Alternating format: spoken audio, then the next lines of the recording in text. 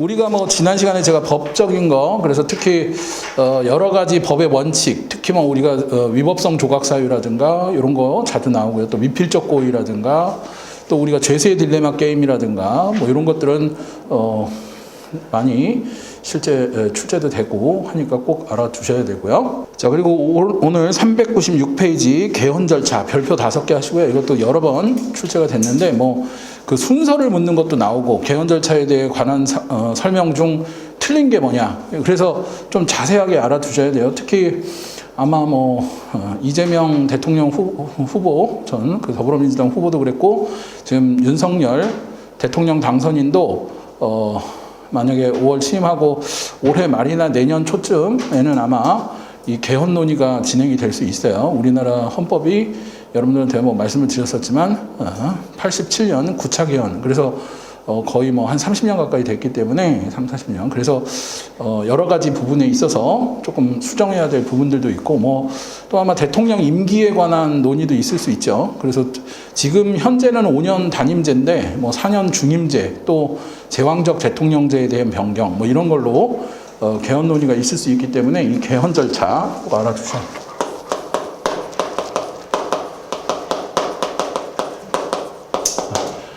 첫 번째, 우리나라 그 헌법 개정안을 발의하는 것은 자, 첫 번째 누가? 대통령이 할 수 있다.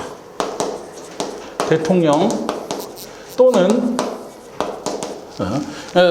근데 거기에 그 동그라미 하세요. 대통령이 동그라미 국무회의 심의를 거쳐서 해야 돼. 그러니까 대통령이 단독으로 혼자 마음대로 발의하는 게 아니에요. 반드시 국무회의의 심의를 거쳐야 한다. 헌법 89조 3호에 있는 거고요. 그 다음에 이제 국회 제적 과반수.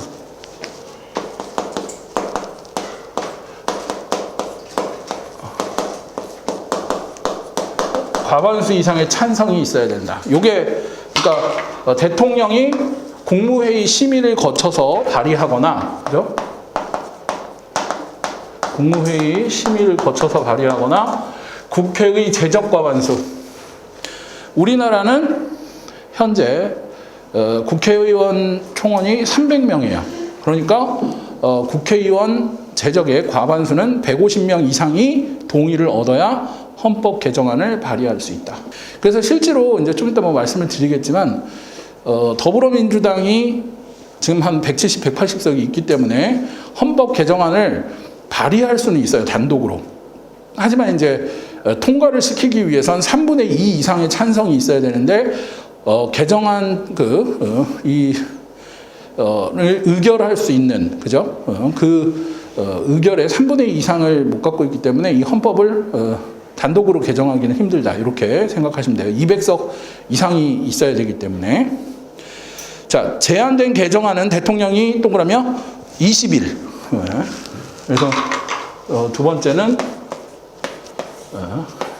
20일 이상 공고를 해야 된다. 그러니까 국민이나 이 헌법 같은 경우에는 굉장히 그 국민의 기본권을 보장하고 있고 우리나라의 통치 질서나 통치 조직을 지난 시간에도 했지만 그 규정한 거고 있어가지고 뭐 가장 최상위법이기도 하고 중요하니까 국민들이 그 내용을 인지할 때까지 무슨 얘기야? 충분히 공고를 20일 동안 해야 된다. 자, 그 다음에 개정안이 공고된 날로부터예요. 여러분들이 조심하셔야 될 게 이런 거야. 세 번째.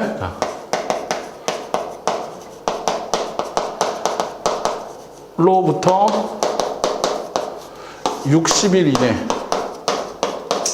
의결. 근데 여기서 중요한 건 발의된 날이 아니에요. 공고된 날로부터야. 그러니까 이거 다음 중 설명 중 틀린 거 해놓고 발의된 날로부터 60일 이내 의결이 아니라 개정안이 발의되고 공고된 날로부터 60일이다. 그리고 거기 보시면 의결은 제적 의원 3분의 2 이상의 찬성을 얻어야 된다. 그죠?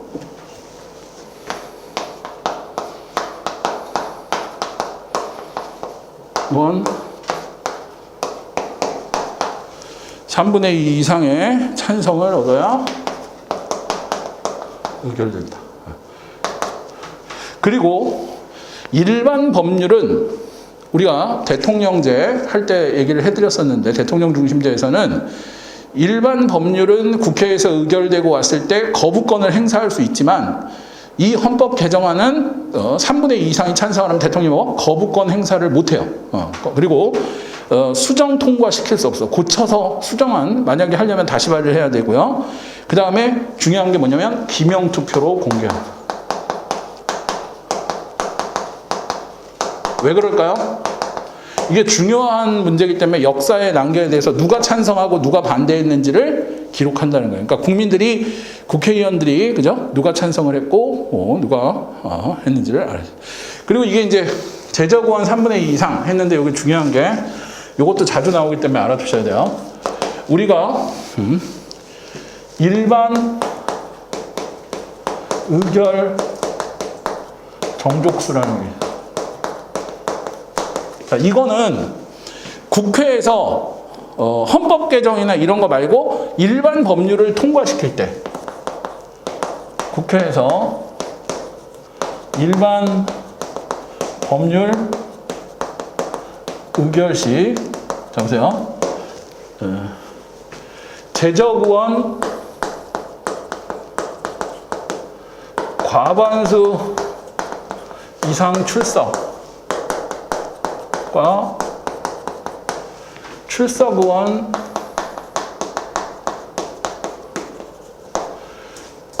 과반수 이상 찬성하면 그 법률은 뭐다?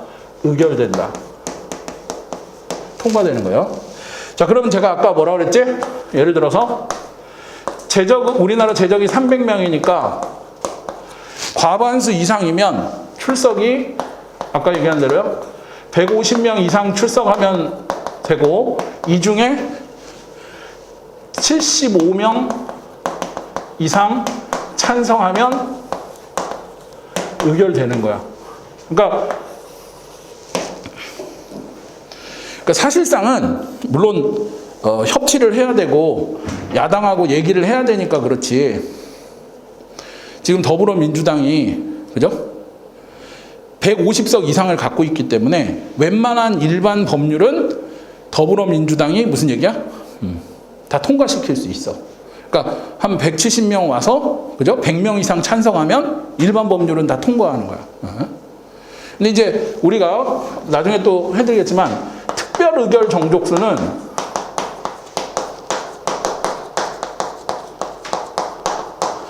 아주 중요한 사항에 대하여 법률로서 그것을 이 의결수를 이렇게 하는 거예요. 예를 들면 지금 제적의원 3분의 2. 그래서 지금 얘기한 대로요. 제적의원 3분의 2 이상이 찬성해야 의결되는 거. 자, 이건 중요한 거 3가지인데요. 지금 얘기하는 거 뭐지? 첫 번째가 헌법 개정안 의결. 그 다음에 두 번째, 대통령 탄핵 소추 의결. 세 번째, 국회의원 제명. 자, 3분의 2 이상이니까 여러분들이 생각해보면 이거는 몇 명이야? 3분의 2 이상이면 200명 이상이 찬성을 해야 돼. 그러니까 생각해보시면 어마어마한 차이죠. 이건 75명인데 이건 200명이니까. 그러니까 그만큼 중요한 것들을 이렇게 3분의 2 이상 찬성으로 해놨는데, 이 중요한 건 그거죠. 헌법 개정안 의결. 자, 우리나라는 헌법 개정안 의결이 된 적이 있다 없다? 몇 번 있다? 제가 얘기 드렸죠. 지금 헌법이 9차 개헌 헌법이니까 9번 개정을 한 거야. 그러니까 이거는 당연히 있죠. 대통령 탄핵소추 의결 한 적 있죠. 노무현 대통령 때도 한 번 했었고, 박근혜 대통령 때도 했었고. 노무현 대통령 때는 국회에서 탄핵소추가 의결됐는데 어디로? 헌법재판소에 가서 탄핵 심판을 했으나 그죠? 그 정도의 중대한 과실로 볼 수 없다 그래서 반려되는 바람에 후폭풍이 있었고요. 박근혜 대통령은 우리나라 역사상 최초로 탄핵, 그죠? 여러분들 그 탄핵과 하야는 달라요. 그러니까 원래 탄핵 그 판결이 나오기 전에 대통령이 스스로 이제 물러나는 걸 하야. 우리나라에서 하야한 대통령은 누구예요? 이승만 대통령. 이승만 대통령은 하야했죠. 4.19 때. 4.19 혁명이 일어나고 이제 그거에 의해서 하야 성명을 발표하고 자발적으로 내려간 거고. 대통령 탄핵을 받고 이제 박근혜 대통령은 탄핵을 당한 거고요. 그래서 뭐 여러분들이 아시다시피 그죠? 대통령 박근혜를 그죠? 해임하는 뭐 해가지고 이렇게 된 거. 그래서 이것도 있어.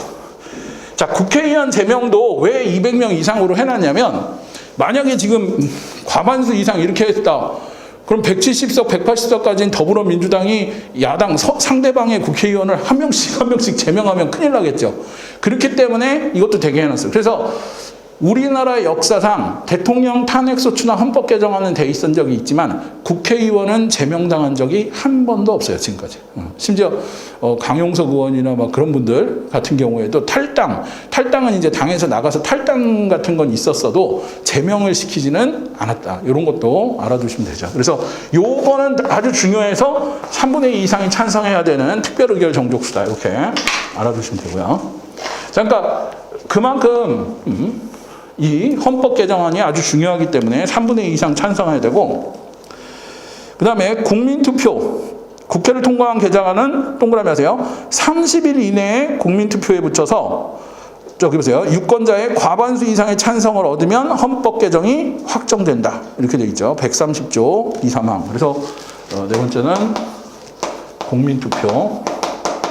그래서 30일 이내 통과해서 국민투표에 붙이고 얘기대로 과반수 이상이 찬성을 하면 헌법 개정안이 확정되면 대통령은 이를 즉시 공포해야 한다. 우리나라 헌법 130조 3항이죠. 확정되면 대통령은 즉시 공포해야 한다. 그래서 제가 뭐라 그랬어? 이 대통령의 일반 법률안 거부권이 있지만 법률안 거부권은 행사할 수 없다는 거예요. 그러니까 즉시 공포해버려야 돼. 대통령은 다른 이런 일반 법률은 대통령이 1회에 하나요. 그것도 1회에 하나여 거부할 수 있지만 만약 재의결돼서 돌아오면 그것도 거부할 수 없다. 요거 알아두셔야 돼요. 그래서 여러분들이 요거 꼭 그 알아두시고요. 헌법 개정 절차에서 특히 20, 60, 30 요 숫자도 알아두세요. 20, 60, 30 이렇게 해서. 그래서 대부분 이런 거 뭐 40일이다 뭐 이렇게 바꾸면 헷갈리시니까 이런 거. 그래서 반드시 이 헌법 개정안을 꼭 알아두셔야 돼요. 자, 그 다음에 헌법재판소. 이것도 별표 4개 하시고요. 잘 나누는 거.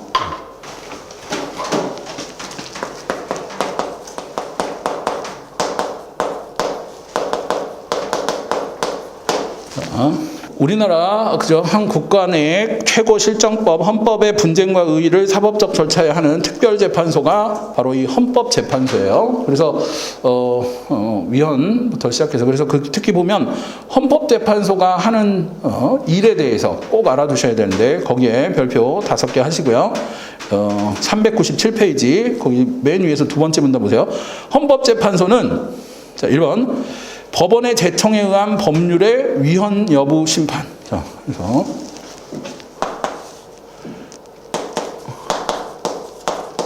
법원의 제청. 그래서 법률의 뭐야? 위헌 법률 심판이죠.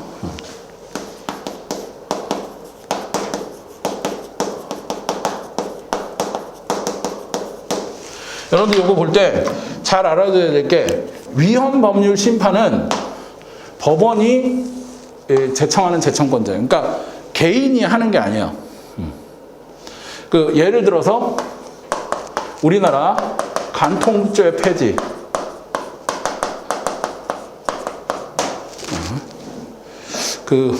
여러분들 중에 뭐 아시는 분도 있고 어리신 분들은 모르실 수 있는데 옛날에 한 8, 90년대 청춘 스타 중에 옥소리 씨라고 있어. 근데 그 옥소리 씨가 그때 남자 또 지금 우리나라에 왜 현빈, 손예진 뭐 결혼해서 막 난리 이렇게 쳤듯이 그때 한참 하이틴 스타, 청춘 스타라고 하는 박철인가요? 박철과 그 옥소리의 결혼. 이렇게 박철도 그 남자 인기 배우였어요. 그래서 둘이 결혼해 갖고 살다가 한 10몇 년 전이죠.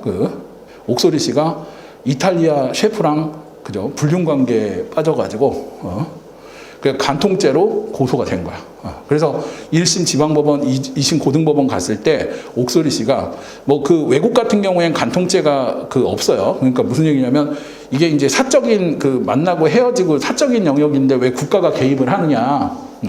근데 옛날에는 우리나라에서는 여성의 경제력이 없으니까 간통죄를 통해서 이혼했을 경우 이제 경제적인 손해배상을 좀 해줘야 된다. 이 위자료 청구 소송이나 이런 거 할 때 유리하도록 이렇게 있었는데 이제 우리나라도 여성들이 좀 경제력도 있고 이제 그러니까 그래서 옥소리 씨가 이게 개인의 그죠? 사적 자체나 자기의 그런 것들에 대한 너무 과도한 국가의 개입이다. 그래서 위헌법률 심판을 했어요. 그러면 옥소리 씨가 헌법재판소 가는 게 아니고 이분이 이 위헌법률을 신청을 하면 재판을 하던 고등법원의 판사가 위헌법률 헌법재판소에 이게 그거예요. 법원이 하는 거지 이건 뭐다? 개인이 신청할 수 있는 게 아니야. 그러니까 고등법원 판사가 진행하던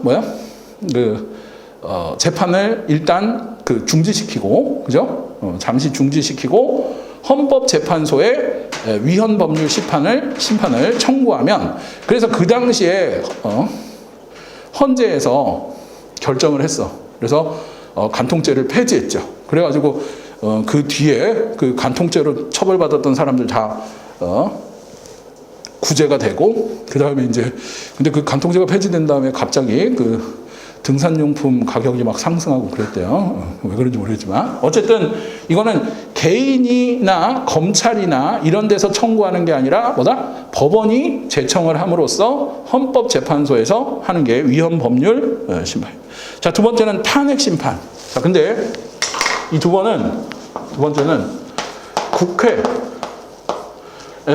뭐를 해? 탄핵 소추가 의결되면 우리나라는 헌재에서 대통령 뭐를 한다? 탄핵 심판을 한다. 그래서 대통령 탄핵 심판은 누가 하는 거냐면 국회가 하는 거예요. 국회에서. 아까 재적의원 3분의 2 이상이 찬성을 할 때. 요거 알아두셔야 돼요. 그래서 대통령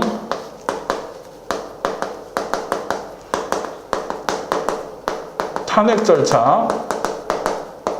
자, 미국은 대통령 탄핵 소추 의결은 어디서 하냐면 하원에서요. 근데 대통령 탄핵 심판은 어디서 한다? 상원에서요.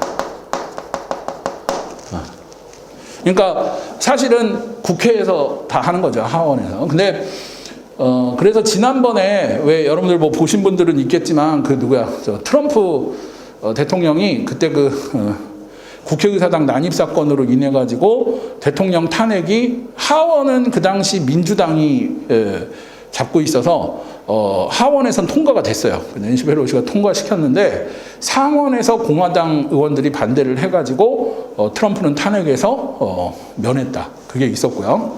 이거하고 비교해서 한국은 삼권 분립을 조금 더 지킨다. 그래서 대통령 지금 얘기한 탄핵소추 의결은 어디서 해? 국회. 근데 3분의 2 이상 찬성을 하고요. 대통령 탄핵 심판은 그 대통령 탄핵 심판은 어디서 한다? 헌법재판소에서 한다. 그래서 이거는 이제 국회에서 의결을 해서 국회가 신청하는. 이것도 그러니까 대통령 탄핵 심판도 개인이나 법원이나 딴 데 검찰이나 뭐 이런 데서 하는 게 아니라 어디가 국회가 탄핵소추 의결해서 그때 보신 분들은 알겠지만 이렇게 의결서랑 이거 들고 헌재에 가서 딱 신청을 해야 탄핵 심판이 진행이 된다. 자, 4번은 국가기관.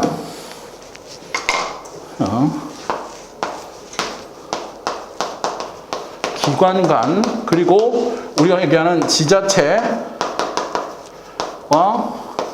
중앙정부 간. 그러니까 우리가 생각하는 뭐 산자부와, 그죠? 저번에 그거 갖고도 막 싸운 적이 있어. 우리나라 미래과학기술부 이런 데에서는 당연히 그 IT나 게임 산업이나 이런 건 어때? 그게 우리나라의 그 국가 핵심 경쟁력 중에 하나인데, WHO에서 그 게임 중독 있잖아요. 이걸 질병 코드를 분리를 하는 바람에 우리나라 보건복지부에서 그 게임 중독, 청소년 게임 중독을 의료보험의 대상으로 넣어서 이제 치료해야 될 질병이다. 그랬더니 아까 미래과학기술부에서는 아니 지금 이 게임 산업이 우리의 그건데 이걸 질병으로 분류하면 어떡하냐 그래갖고 막 부처간에 이런 뭐 여러분들도 아시겠지만 뭐 산자부와 또 뭐 행안부와 뭐 이런 중앙부처간도 그렇고요. 또 전에 제가 한번 얘기해 드렸었는데 서울시와 인천시 간에 그 난지도 쓰레기, 서울시 그동안 서울시의 쓰레기를 다 어디에? 인천에 갖다 버렸다. 그러니까 인천에서 안 된다 해가지고 이것도 이제 하고, 이런 심판은 우리가 처음에 첫 시간에 제가 얘기를 해드릴 때 우리나라는 원래 3심제인데 이런 거는 아주 중요하고 긴급하게, 그죠? 이 통치작용이나 행정 그런 거는 빨리 돼야 국민에게 피해가 안 가니까 단심제로 하고, 이 단심제를 어디서? 헌재에서 재판을 하는 거예요. 그러니까 뭐 지방법원, 고등법원 막 이렇게 가는 게 아니라 여기 이제 그 국가부처관이라, 그래서 제가 그 단심제 할 때 왜 계엄령 하에 군사재판이라든가 그 선거소송이라든가 또 행정기관끼리 이렇게 싸우는 거, 그래서 이런 거 지방자치제 상호간, 아까 인천 뭐 서울 사이에 이런 것들 하는, 이걸 뭐라고 한다? 권한쟁의 심판.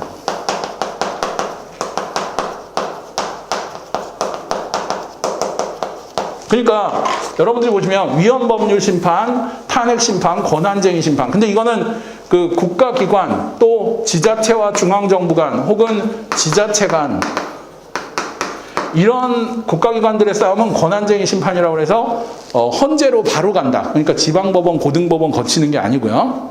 자, 그래서 네 번째는 정당의, 그리고 이제 대통령과, 그죠?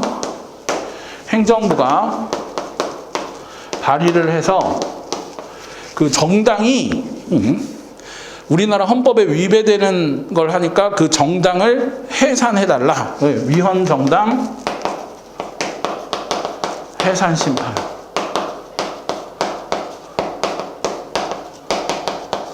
근데 이 위헌 정당 해산 심판 대통령하고 행정부가 그 하는 거예요. 이거 우리나라에 있었죠? 누구 통진당 사태. 그래서 통합진보당을 통진당 이석기의 아로 조직이라 그래가지고 국정원하고 이런 데서 다 해가지고 그때 이때는 그 정부와 대통령을 대표해서 검사 역할을 누가 하냐면 법무부 장관이 하게 돼 있어요. 그래서 통합진보당 그 통진당 위헌정당 해산 심판 당시 법무부 장관이 누구였냐면 지금 여러분도 아시는 그 윤석열 대통령 당선인의 그 윤핵관 중에 한 명이라고 불리는 권성동 의원. 그 권성동 의원이 그 당시 법무부 장관이어서 그때 박근혜 대통령 당시인가 그럴 거야. 아니면 이명박 그 정부인가 그럴 때 통합진보당. 그래서 통진당 그 해산 심판 때 그 검사 역할을 해서 그래서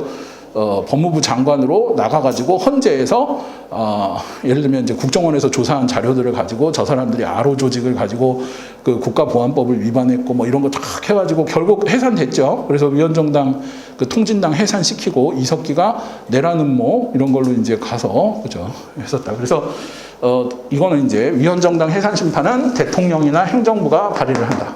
그래서 위헌법률 탄핵 심판 이게 다 지금 어때요? 그 발의하는 데가 다르죠. 그러니까 헌재는 지금 개인이 가서 신청하는 게 아니라 지금 국회, 법원, 뭐 대통령 그런 거. 그다음에 5번째 보시면 법률이 정하는 헌법 소원에 대한 심판. 근데 이게 이제 뭐냐면 국민. 그러니까 이게 개인이 할 수 있는 거야. 이게 헌법 소원 심판. 그래서 이거 대표적인 게 이제 여러분들 그 똑똑한 고등학생이 저 학교에서 채플 강요한다. 그래가지고 기독교 학교 뭐 그리고 이화여대나 이런 데도 채플이라고 해서 기독교 그거 반드시 들어야 된다. 그랬는데 그거를 종교의 자유를 침해한다. 그래서 채플이나 이런 것들 그래서 종교의 자유 침해.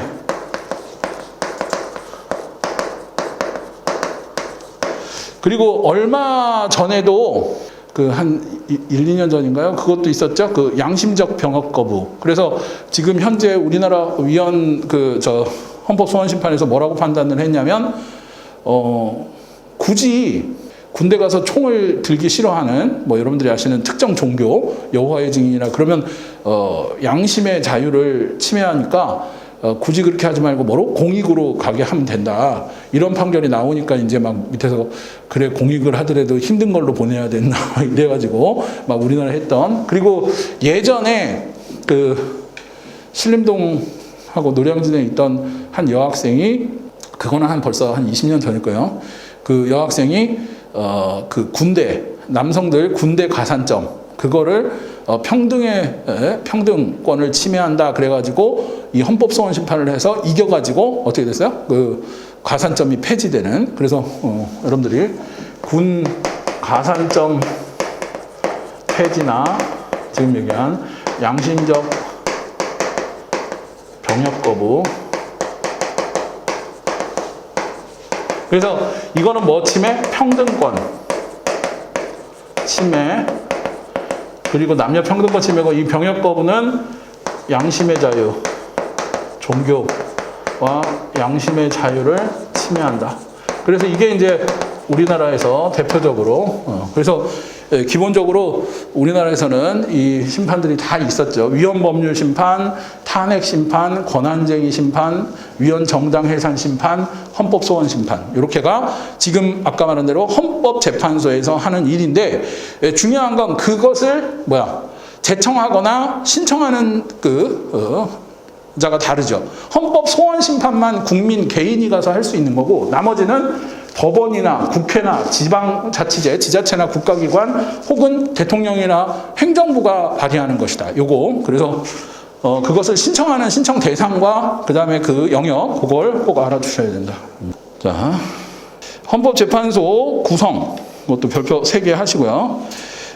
제가 전에도 말씀드렸지만 이 헌법재판소와 특히 중앙선거관리위원회, 중앙선관위는 정치적 중립성 그리고 특히 헌법재판소도 그렇고 이런 게 어때요? 그 국민들의 기본권과 우리나라의 헌법적 가치를 수호하는 데라 그게 너무 중요하다. 그래서 제가 전에도 얘기를 해드렸지만 대통령이 3인, 그죠? 국회가 3인, 대법원장이 3인. 그러니까 이게 이제 행정부, 입법부, 지금 얘기한 대로 사법부. 여기서 해서 총 9인으로 헌법재판관 구성합니다. 그죠? 그래서 사실은 예전에 그 박근혜 대통령 탄핵 시절에 그런 얘기가 많았어요. 그 당시에 자유한국당에서 추천한 사람이랑 뭐 이런 게 더 많아서 6인 이상이 찬성해야 되니까 아마 불가능할 거다 했는데 전원 그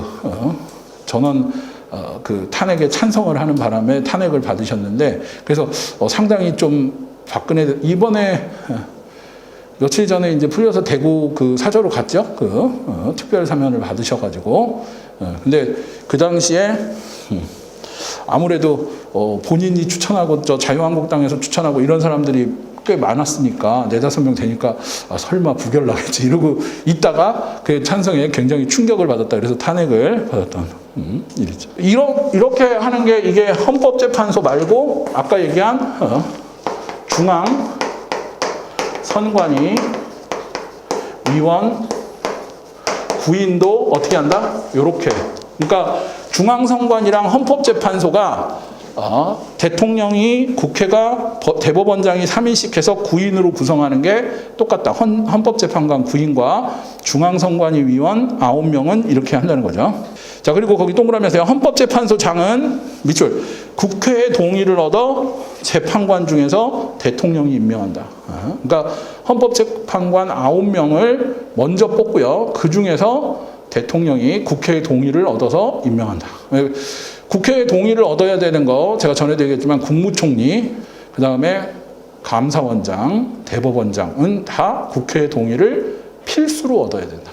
근데 여러분들이 그거하고는 달라요. 조심하셔야 될 게 장관이나 이런 거에 대해서 우리가 인사청문회를 하긴 하잖아요. 검찰총장도 그렇고. 근데 장관이나 이런 사람들은 인사청문회는 그래서 지금 그것도 아마 논의가 돼야 될 거다 이런 얘기가 많은 이유가 그게 이제 박근혜 대통령 당시에도 그렇고 문재인 대통령 당시에도 국회에서 인사청문회를 통과를 못해도 뭐 대표적으로 조국 전 법무부 장관이나 뭐 요 며칠 전에 이제 부산대 의전원 그 조민 씨 그 입학이 취소되는 바람에 지금 얼마 안 있으면 이제 의사면허도 박탈을 당할 것 같은데, 그러니까 결국은 그렇게 다 되는데 그게 그냥 몇 년을 그죠 막 끌고 막 이렇게 돼서 참 안타까운 얘기인데, 어쨌든 그 조국 전 법무부 장관도 사실은 뭐야 그 전에도 그랬고요. 한 여러 명이 인사청문회를 통과하지 못해도 대통령이 임명을 할 수 있어요. 그러니까 장관이나 이런 거는 그냥 그래서 사실 그런 비판이 있었어요. 이 인사청문회 제도가 그렇게 막 그 대통령이 막 임명할 것 같으면 뭐하러 하냐, 그죠? 괜히 막 시끄럽기만 하지 결국에는 자기 마음대로 할 것 같으면 뭐 아무런 의미가 없다 막 이렇게 얘기를 하는데, 지금 말씀드렸던 대법원장, 국무총리, 그 다음에 이 감사원장이나 여기 지금 헌법재판소장은 국회의 동의가 없으면 이거는 못하는 거예요, 마음대로. 그러니까 이제 다르죠. 인사청문회랑 다른 거다. 이거는 반드시 국회의 동의가 있어야만 임명할 수 있다. 이렇게 알아두시면 되고요. 헌법재판관 임기는 6년으로 하고요. 그리고 정당에 가입하거나 밑줄 보세요. 정치에 관여할 수 없다. 이게 정치적 중립성. 아까 얘기한 중앙선관위 위원도 마찬가지예요. 정당에 가입하거나 정치에 관여할 수 없다. 왜? 아까 말씀드린 대로 중앙선거관리위원회와 헌법재판소는 자유민주주의를 수호하고 헌법적 가치와 국민의 기본권을 수호하는 아주 중대한 헌법기관이기 때문에 정치적 중립성이 생명이다. 그래서 이게 안 된다. 이런 거죠. 헌법재판소 재판관은 탄핵, 지금 근고 이상의 성인의 의하정은 파면되지 않는다. 그 헌법 소원 그것도 별표 3개 하시고요. 이거는 이제 집에 가서 한번 읽어보시고 헌법 소원 아까 설명을 다 드렸고, 그 맨 밑에 줄 한번 보세요. 헌법 제 113조. 헌법재판소에서 동그라미 하세요. 법률의 위헌 결정, 탄핵의 결정, 정당 해산의 결정, 헌법 소원에 관한 인용 결정은 동그라미 별표 4개 하시고요. 재판관 6인 이상의 찬성이 있어야 된다. 아까 제가 헌법재판소에서 하는 거, 근데 9명 중에 조심하셔야 될 거예요. 그거. 9인으로 구성되어 있으니까 5인, 5대4, 그럼 뭐야? 5인 이상, 과반수 이상 찬성으로 의결되는 게 아니라 여기서 찬성이 되려면 뭐야? 6인 이상이 찬성해야. 그러니까 6인 이상이 찬성해야만 그 아까 탄핵이라든가 위헌정당이라든가 이런 중요한 문제들은 다 6인 이상. 뭐가 하나 빠졌죠, 근데? 학생들이 이런 거 놓쳐요. 뭐가 있냐면 국가기관 간 그리고 국가기관과 지자체 간의 그 권한쟁의 심판이 빠져 있다. 예외가 다른 건 다 그런데 예외로 권한쟁의 심판은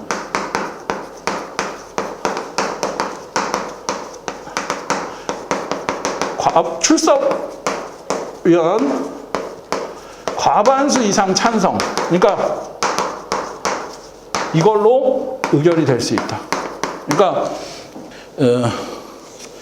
거기 보시면 위헌 법률 심판이나 탄핵 심판이나 위헌 정당 해산 심판이나 헌법 소원 심판은 반드시 6인 이상의 찬성이 있어야 되는데 권한쟁의 심판은 5인 이상의 찬성만으로도 가능하다. 이렇게 알아두시면 돼요.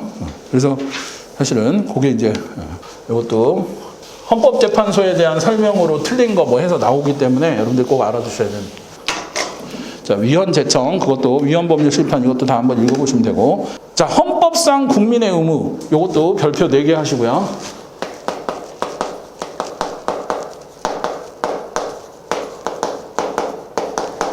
제가 아까 그래서 우리나라가 이제 개헌을 하게 되면 좀 30년 전과 다른 뭐 예를 들어 환경 같은 것도 그렇고 정보통신이나 이런 거 관련된 새로운 의무들이 이제 좀 추가가 돼야 된다. 옛날에 이제 전통적 의무라고 얘기하는 거 그런 거 빼고 그죠? 이제 현대적 의무라고 하는 것들이 이제 들어간다. 그래서 자, 먼저 우리나라 헌법에 개정된 6대 의무. 여러분들 국방의 의무. 우리나라 남자들 징병제 그렇기 때문에 이제 반드시 그다음에 이제 납세의 의무, 그다음에 교육의 의무, 근로의 의무, 그죠? 그다음에 재산권 행사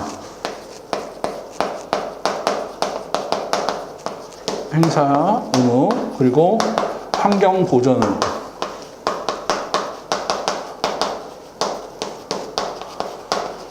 이게 이제 우리가 헌법상 6대 의무라고 하고 여기서 4대 의무라고 할 때는 요 4가지를 얘기한다. 요게 이제 4대 의무. 그리고 여러분들이 이제 중요한 게 순수한 의무라고 얘기할 때가 있어. 그게 자, 국방과 납세의 의무 요거 2개를 빼서요. 요거는 순수한 의무지 권리의 성격이 없어요. 그러니까 국방의 의무와 납세의 의무는 내가 진짜 국가를 위해서 헌신하고 주기만 할 뿐이야. 뭐 받는 건 아니야. 가서 그냥 군대 가서 내가 시간과 나의 노력과 그 다음에 납세도 마찬가지. 세금도 내가 그냥 내기만 하는 거지 뭐. 근데 나머지는 자, 요거는요. 의무인 동시에 권리인. 자, 그러니까 우리가 교육을 예로 들어 드리면 여러분들이 우리나라 국민들이 그죠? 아무도 초등학교 교육을 안 받겠다. 그러면 어떻게 해요? 나라가 운영이 안 돼. 그렇기 때문에 의무교육이라고 그러죠. 그래서 의무적으로 고등교육까지. 뭐 우리나라는 거의 뭐 이제 초등교육, 중등교육까지가 이제 의무교육이고, 그래서 고등학교도 이제 의무교육으로 넣어야 된다. 이게 뭐가 다르냐면 의무교육이 되면 그 교육비나 이런 거 있잖아요. 그 다음에 뭐 식대나 이런 걸 다. 그래서 지금 현재 우리나라도 중학교까지는 급식비나 이런 게 다 무료고 이제 고등학교 1학년까지도 지금 무료인데 2, 3학년. 그래서 아마 올해부터는 전면 무료가 되면 이제 고등학교까지가 의무 교육이다. 그러면 이제 다 나라에서 반대로 교육받을 권리가 있죠. 난 배우고 싶어. 그래서 국민들이 나는 배우고 싶다. 그럴 때는 이제 교육받을 권리. 이것도 국민들이 일을 하나도 안 한다. 동시에. 그러면 안 되겠죠. 나라가 운영이 안 되니까. 그러니까 근로의 의무는 반드시 국민들이 일을 해야 되는 근로의 의무인데 일할 권리. 그러니까 내 생계를 유지하고 내가 가게를 유지하기 위해서 일자리를 달라. 그리고 일할 권리를 찾는 거. 그래서 근로의 권리와 근로의 의무가 같이 있다. 마찬가지로 재산권 행사의 의무, 이것도 나의 사유재산을 내 마음대로 쓰는 거 뭐야? 재산권 행사의 권리이지만, 사적재산의 사용은 그거는 권리이지만, 반대로 아무리 자기 재산이라고 해서 그걸로 뭐야? 뭐 불법 도박이라든가 마약이라든가 이렇게 국민들의 그런 미풍양속에 저해하는 거를 하면 안 된다. 그래서 재산권 행사의, 그래서 이제 우리가 특히 119조 2항이라고 그러는데, 헌법의 119조 2항에 경제민주화 조항 같은 경우, 그래서 공익이나 국가안보를 위해서 이런 사적 재산의 권 행사에, 재산권 행사를 좀 제한할 수도 있고, 이 의무를 할 수 있는 거. 요게 이제 그래서 거기에 공공복리에 적합하도록 재산을 행사해야 되는 의무가 있고요. 환경보정도 마찬가지예요. 우리가 뭐라 그러죠? 여러분들이 보면 쾌적한 환경에서 인간다운 그리고 또 행복한 이런 걸 할 수 있다. 이게 이제 우리의 권리이자, 좋은 환경을 요구할 권리이자, 반대로 후손들을 위해서 우리가 이 환경을 더럽히지 않고 깨끗하게 해야 된다. 이게 이제 환경 보존의 의무다. 그래서 이렇게 4개를 이제 의무이자. 그리고 또 하나는 요 4개를 우리가 전통적 의무라고 하고요. 요거를 이제 현대적 의무. 또 이렇게도 분류를 해요. 그리고 특히 여기에 이제 우리가 더 들어가야 될 게, 사실은 지금 그래서 개헌 얘기할 때 이제 8대 의무, 10대 의무 이렇게 늘어날 수 있는 게, 여기에 이제 개인정보 같은 거 있잖아요. 그 개인정보 보호라든가 또 프라이빗, 사적 자치라든가 이런 게 요즘은 이제 인터넷이나 OTT나 이런 ICT 이런 거도 많이 돼 있기 때문에 이제 또 언론이나 표현의 자유나 이런 것들에 대해서 얘기할 때 그런 새로운 미디어나 이런 것들도 조금 더 추가적으로 들어가야 될 부분이 많다. 그래서 이제 요즘에는 여기에 그런 개인정보의 권리라든가 이런 게 또 들어가죠. 자, 그것도 알아두시네요. 자, 공시의 원칙. 이거는 이제 배타적 권리 변동, 점유, 등기, 등록, 타인이 인식할 수 있는 표상. 그래서 이제 뭐 여러분들이 등기라든가 해서 표상을 갖추지 않으면, 밑줄 보세요. 완전한 효력이 발생하지 않는다고 하는 원칙이 공시의 원칙이다. 그래서 특히 물권 공시의 원칙을 말할 때만도 있고, 그래서 여러분들이 부동산 물권, 우리가 특히 등기라든가 부동산 그런 권리 이전을 할 때에는 반드시 그런 절차를 밟아야 되죠. 그리고 여러분들이 그 계약이나 뭐를 할 때도 계약서 작성을 해야 되고, 그것에 공증을 받아야 되고, 또 뭐 동사무소에 가서 여러분들 뭐 특히 임대차 보호법이나 이런 거 보면 이제 그런 것들을 반드시 변경을 해야 되는 게 이 공시의 원칙이에요. 그래서 거기 보면 부동산 물권 변동 등기 민법, 또 동산 물권, 그리고 혼인 신고 같은 것도 마찬가지죠. 그러니까 권리를 보호하기 위해서 회사 설립 등기나 권리양도 이런 것들이 다 공시의 원칙이 적용된다. 이건 법률에